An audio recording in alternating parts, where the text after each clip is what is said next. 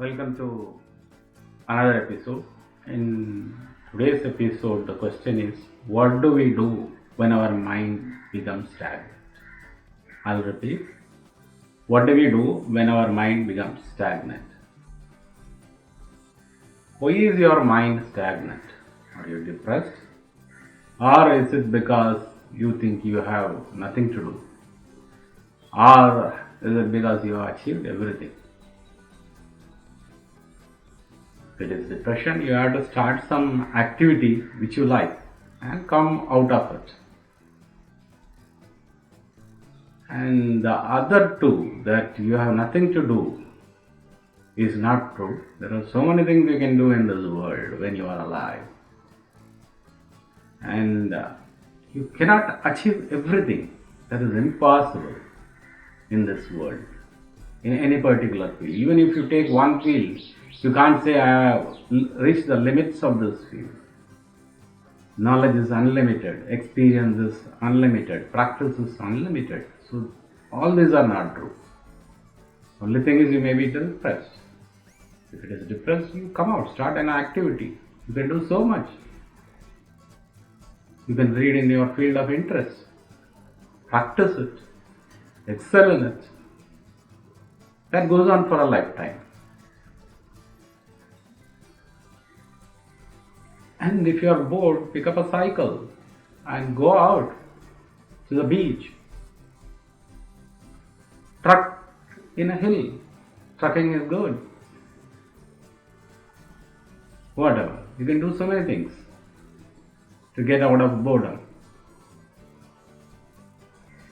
So this is not correct.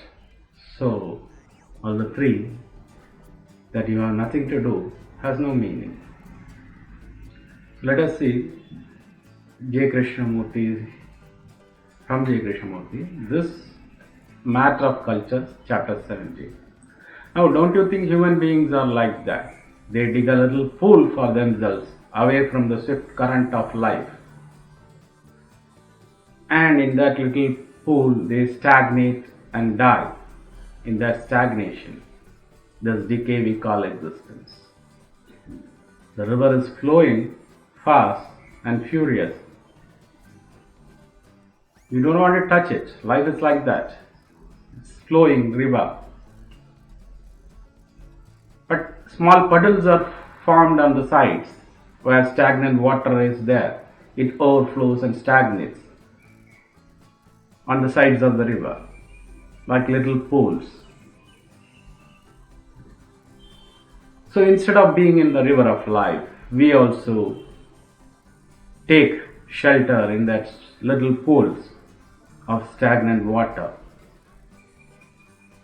and call it our own. That is our existence. We call it our existence. Life is varied, fast. So many things are there, but we want to stagnate in our pools. That is all we want, a state of permanency. We want certain desires to last forever. We want pleasures to have no end.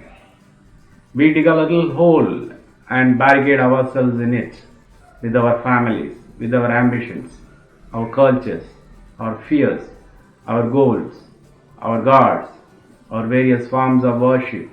Then we die, letting life go by. Life goes on. It goes by. We are never touching the life. We are in our own stagnant pools. That life which is impermanent, constantly changing, which is so swift, which has enormous depths, such extraordinary vitality and beauty. Have you noticed that if you sit quietly on the banks of the river, you hear its song, the lapping of the water, the sound of the current going by? There is always a sense of movement, an extraordinary movement towards the wider and deeper. But in the little pool, there is no movement at all. Its water is stagnant. And if you observe, you will see that this is what most of us want. Little stagnant pools of existence away from life. We say that our pool of existence is right, and we have invented a philosophy to justify it. We have developed social, political, economic and religious theories in support of it. and we don't want to be disturbed, because you see, what we are after is a sense of permanency. Do you know what it means to seek permanency? It means wanting the pleasurable to continue indefinitely, and wanting that which is not pleasurable to end as quickly as possible. We want the name that we bear to be known and to continue through family, through property. We want a sense of permanency in our relationships, in our activities, which means that we are seeking a lasting, continuous life in the stagnant pool. We don't want any real changes. So we have built up a society in which guarantees us permanency of property, of name, of fame. But you see, life is not like that at all. Life is not permanent, like the leaves that fall from a tree. All things are impermanent. Nothing endures. There is always change and death. Have you ever noticed a tree standing naked against the sky? How beautiful it is. All its branches are outlined, and in its nakedness there is poem, there is a song. Every leaf is gone, and it is waiting for the spring. When the spring comes, it again fills the tree with the music of many leaves, which in due season fall and are blown away. And that is the way of life.